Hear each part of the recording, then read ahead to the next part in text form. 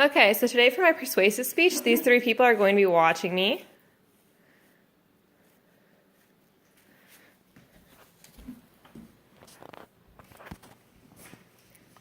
In the last 30 years, 200 different frog species have disappeared entirely from the face of our world, while 427 other species have entered the critically endangered list. This is information that I got from Steve Messenger. He writes environmental stuff and focuses on frogs. This is something that should be relevant to you because frogs are considered indicator species, which means that they are more permeable to different things that are in our environment that aren't good for us. So they can show us what's good and bad in our environment, which can ultimately help us in different issues where pollution is a really big deal. And the reason that I became interested in this is because I'm an animal ecology major, and I've taken tons of classes, and I have this one professor that just says over and over and over how important frogs are. And that's something that I found really interesting, that he was so obsessed with the idea about how important frogs are. So I decided I needed to do some more research on that. So, taking all this into consideration, I believe we need to spend more money on frog observation. So today I'm going to give you 3 different reasons why I think this is a good cause. The first one is that frogs are an indicator species. The second one is that they are important to our food chain. And then the last one is because they are helping us with different medical researches and doing breakthroughs in medications. So, first, as I said, I am going to speak about how frogs are indicator species.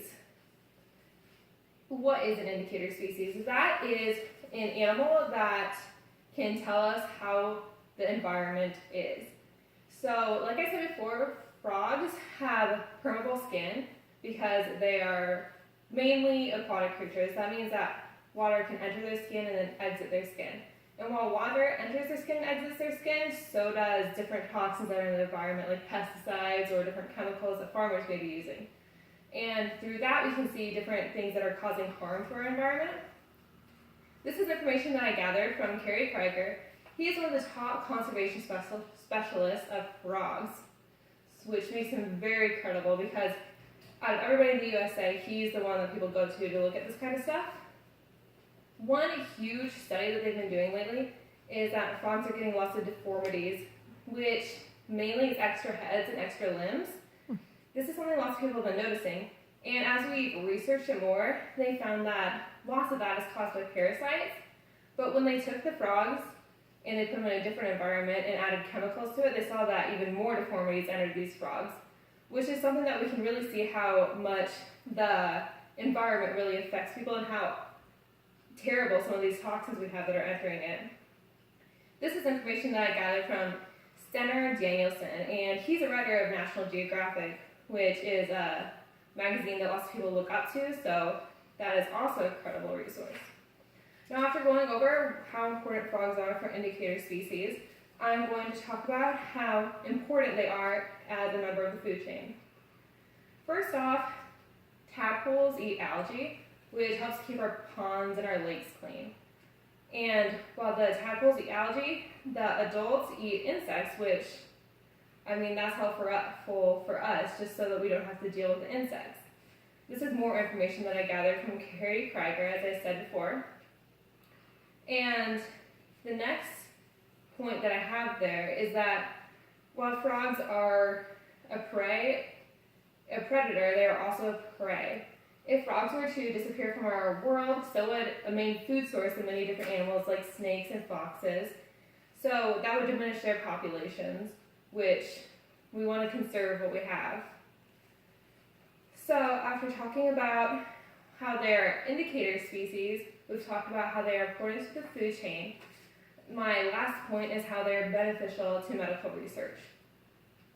10% of Nobel Prize winners from the medical industry have got their Nobel Prize by studying frogs. One of their big studies was the northern gastric brooding frog, and this frog actually shuts off its stomach and the gastrics in it, and it creates brain in its stomach instead of like a womb like a normal person or animal would. And this led scientists to believe that they were reaching a thing to study like how peptic ulcers in people. And this is a case that affects over 25 million people in the USA. But after just months after discovering this kind of frog and how beneficial it could be to the human race, the frog went extinct. So there goes one big thing that we could use for the environment to help us. This is another thing that I got from Kerry Krieger. One of his main points and something that he really stressed was how important frogs were to the medical research. Another research that they've done lately is they've learned how to regenerate a tadpole's tail. Tadpoles' tails have really, really intense and difficult spinal cord and tissues, the way that a human spinal cord might have. And they were able to regenerate that, which is a huge medical thing. They injected the frogs with some sodium ions, which ultimately grew back their tail and all these really crazy things that they never looked at before. And this is something that they're looking at, and they realize that they can maybe, this is a step toward regeneration of human limbs or even just tissue that is hurt, or for people that are quadriplegic, like they can help regenerate all that different spinal stuff that they couldn't have before. That's information that I got from Maureen Salmon. She is one of the main people on NBC News, and she reported this finding.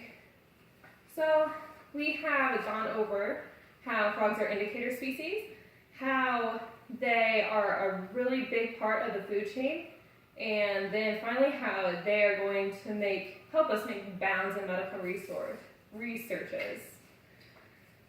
So in conclusion, we're able to determine that frogs are really important to our environment just because they're able to tell us what's going on in the environment and if there's something bad that's going on that we can fix.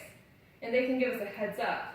And also they're important to the food chain because not only do they eat things that aren't good for us or make our water dirty, they are also a main prey to other animals that could also be important to us. And finally, they're making bounds in medical researches just by looking at frogs. Like we might actually regenerate spinal cords, and that's a really big thing.